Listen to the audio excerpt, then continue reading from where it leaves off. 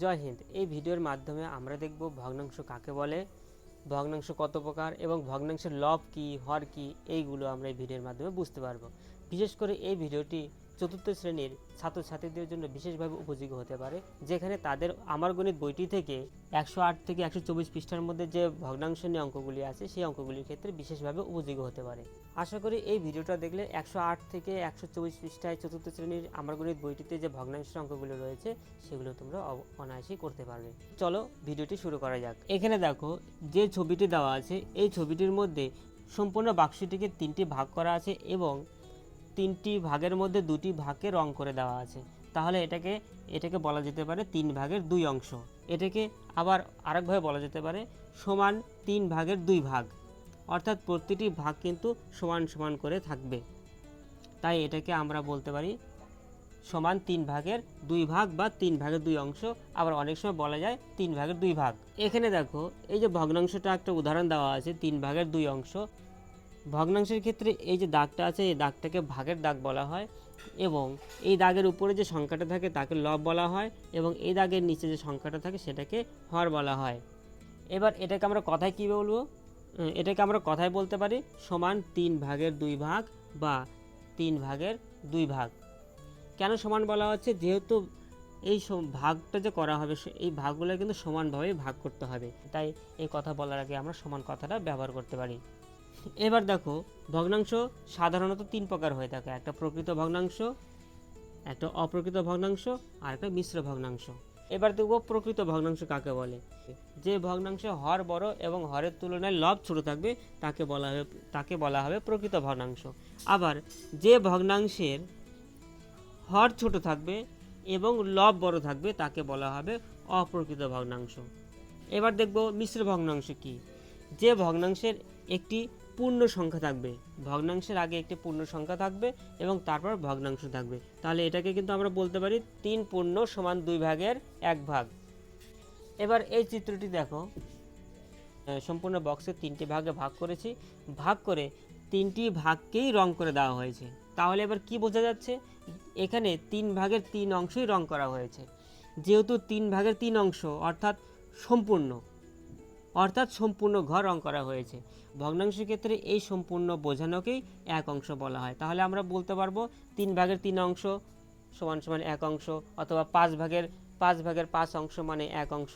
এবার এখানে দেখো ভগ্নাংশের যোগ আর বিয়োগের কিছু উদাহরণ তুলে ধরেছি, যেগুলো করে দেখাবো তোমাদের। খুবই সহজ এবং খুবই তাড়াতাড়ি তোমরা বুঝতে পারবে।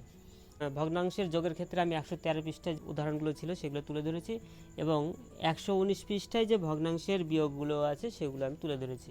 এবার একটা একটা করে সলভ করছি। দেখো এখানে 5-এর কয় লেখা আছে 7 ভাগের 3 সমান 7 ভাগের 3 ভাগ বা 7 ভাগের 3 যোগ 7 ভাগের 2।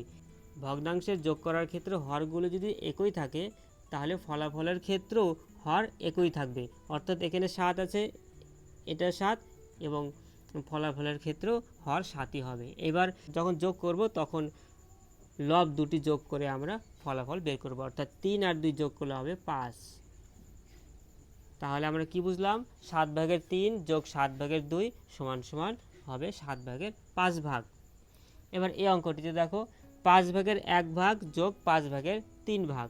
এই ভগ্নাংশের ক্ষেত্রেও হর 5, এই ভগ্নাংশের ক্ষেত্রেও হর 5, তাহলে ফলাফলের ক্ষেত্রেও সেম একই হর হবে, সেটা 5। এবার উপরে যে লব আছে সেই লব দুটি আমি যোগ করে দেব, 1 আর 3 যোগ করলে হচ্ছে 4। তার মানে 5 ভাগের 1 আর 5 ভাগের 3 যদি আমরা যোগ করি তাহলে ফলাফল দাঁড়াবে 5 ভাগের 4 ভাগ। এবার আরেকটা উদাহরণ দেখো, আমি উদাহরণগুলো এলোমেলোভাবে তুলে ধরেছি, খুব সহজ, এই কটা দেখলে তোমরা সবই পারবে। এখানে লেখা আছে 8 ভাগের 3 ভাগ যোগ 8 ভাগের ড্যাশ। এই লব কিন্তু এখানে দেওয়া নেই, কিন্তু ফলাফলে দেওয়া আছে 8 ভাগের 7 ভাগ। তার মানে বুঝতে পারছো যে হর যেহেতু দুটো একই আছে, এটাও 8 এটাও 8, তাহলে ফলাফলের ক্ষেত্রে 8 হর হয়ে গেল। এবার দেখো লব এই ভগ্নাংশের ক্ষেত্রে লব 3 দেওয়া আছে, এখানে শূন্যস্থান দেওয়া আছে, আর ফলাফলে 3-এর সঙ্গে কত যোগ করলে 7 বা 7 থেকে আমরা 3 বিয়োগ করে দেখব কত হচ্ছে। 7 থেকে 3 বিয়োগ করলে হবে 4। এবার দেখো 8 ভাগের 3 আর 8 ভাগের 4 যদি যোগ করি তাহলে 8 ভাগের 7 হচ্ছে, কারণ হর 8 চলে আসলো। এবার 3 আর 4 যোগ করলে আমরা পেয়ে যাচ্ছি 7। এবার উদাহরণ ঠতে দেখো 7/1, 7/2 এবং 7/4 এই তিনটি ভগ্নাংশ দেওয়া আছে। তিনটি ভগ্নাংশকে আমরা পরপর যোগ করব। এবার যেহেতু ভগ্নাংশগুলোর হর একই আছে, তাহলে হরও এই একই হবে, অর্থাৎ 7 আছে, হরও 7 হয়ে গেল। এবার লবগুলো আমরা পরপর যোগ করে দেখব। 1 আর 2 যোগ করলে 3, 3 আর 4 যোগ করলে হচ্ছে 7। এবার দেখো ভগ্নাংশ কিন্তু 7/7 হয়েছে। 7/7 মানে পূর্ণ ভগ্নাংশ। যেহেতু 7/7 পূর্ণ ভগ্নাংশ, আমরা পূর্ণ ভগ্নাংশকে কিন্তু আবার এক অংশ বলে থাকি। অর্থাৎ যদি আমরা 7/7 লিখি সেটাও ঠিক, আবার যদি এক অংশ লিখি সেটাও ঠিক। আবার দেখো 7কে 7 দিয়ে ভাগ করলে 1, তার জন্যই পূর্ণ ভগ্নাংশকে সবসময় আমরা এক অংশ বলে থাকি। এবার 119 পৃষ্ঠায় ভগ্নাংশের যে বিয়োগগুলো আছে সেগুলো দেখব। এখানে লেখা আছে 8/5 বিয়োগ 8/2। ঠিক এই যোগের মতোই, শুধু বিয়োগটা করতে হবে। এবার হর যেহেতু একই আছে, তাহলে হর একই থাকবে। হর 8, 8ই থাকলো। এবার লব থেকে এই লব বিয়োগ করব। 5 থেকে 2 বাদ দিলে 3। তাহলে কি দাঁড়ালো? 8/5 থেকে যদি আমরা 8/2 বিয়োগ করি, তাহলে ফলাফলটা হবে 8/3 অংশ। এবার এই উদাহরণে দেখো 7/1, এখানে কিন্তু লব দেওয়া নেই, এখানে দেওয়া আছে 7/1 আর ফলাফলে দেওয়া আছে 7/4। এবার হর যেহেতু দুটোতেই 7 আছে, তাহলে এখানেও 7 হয়ে গেল। এবার দেখব কত থেকে 1 বাদ দিলে 4 হচ্ছে। এবার আমরা যদি এখানে 5 লিখি, 5 থেকে 1 বাদ দিলে আমরা 4 পাবো। অথবা যদি আমরা এইভাবে ভাবি, 4 আর 1 যদি যোগ করি 5, সেই 5টা যদি আমি এখানে বসিয়ে দিই, 5 থেকে 1 বাদ দিলে 4। তাহলে 7/5 থেকে 7/1 যদি বিয়োগ করি, ফলাফল দাঁড়াবে 7/4। এবার উদাহরণ ইউ নম্বরে দেখো 1 থেকে 7/3 বিয়োগ করতে দিয়েছে। এবার আমরা কি আলোচনা করেছি আগে, যে পূর্ণ ভগ্নাংশকে আমরা এক অংশ বলতে পারি। এবার যেহেতু পরের ভগ্নাংশ দেখো 7/3, তার মানে এই এক অংশটির মানে হলো 7/7 অংশ। তাহলে আমরা একটাকে আমরা ভাববো 7/7 অংশ বিয়োগ 7/3 অংশ। এবার 7/7, যদি এটা 7/7 হয়, তাহলে হর এখানে 7ই হবে।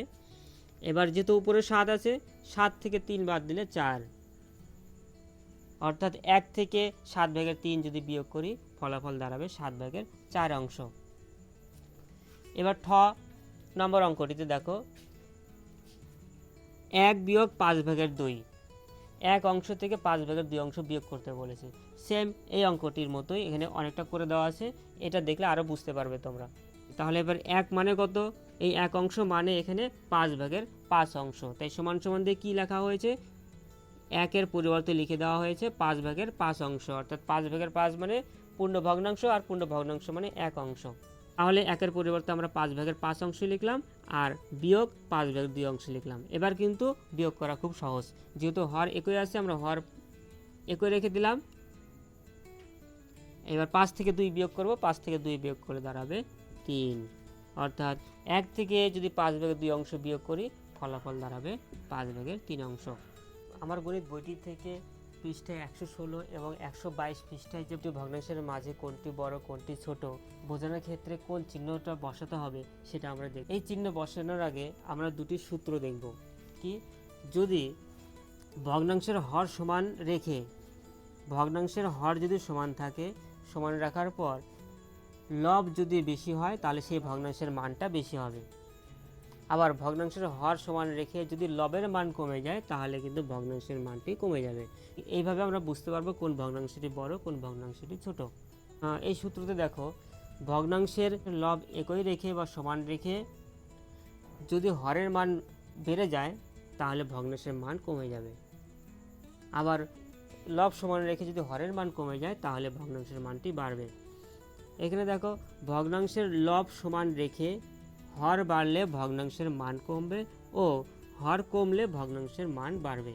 আর এক্ষেত্রে কিন্তু উল্টো, ভগ্নাংশের হর সমান রেখে লব বাড়লে বা কমলে ভগ্নাংশের মান বাড়বে বা কম। তবে এক্ষেত্রে কিন্তু হর সমান রাখতে হবে, আর এক্ষেত্রে লব সমান রাখতে হবে। এবার চলো অঙ্কগুলি করে দেখি। এখানে 8/3 আর এখানে আছে 8/5। এখানে দেখো হর কিন্তু সমান, এখানে হর সমান এবং হর সমান, কিন্তু এই দুটি ভগ্নাংশের ক্ষেত্রে এই ভগ্নাংশে কিন্তু এই ভগ্নাংশের লবটি কিন্তু বড়। যেহেতু এই ভগ্নাংশের লবটি বড়, তাহলে এই ভগ্নাংশের মানটি বড়। তাহলে সেক্ষেত্রে কি হবে, সেক্ষেত্রে আমরা এই চিহ্নটা ব্যবহার করব, এটাকে বলা হয় লেস দ্যান। 2 নম্বরে দেখো 7/2 এবং 7/3, এক্ষেত্রে হর সমান কিন্তু এই লব কিন্তু কম। যদি এই লব কম তাহলে এই ভগ্নাংশটির মান কম, তাহলে এই চিহ্নটা বসবে, এটা হবে গ্রেটার দেন। 7/2 বড় 7/1 থেকে। এই উদাহরণটিতে দেখো 1 মানে কিন্তু পূর্ণ ভগ্নাংশ, অর্থাৎ এটা যদি 5/3 হয়, এই 1 মানে 5/5।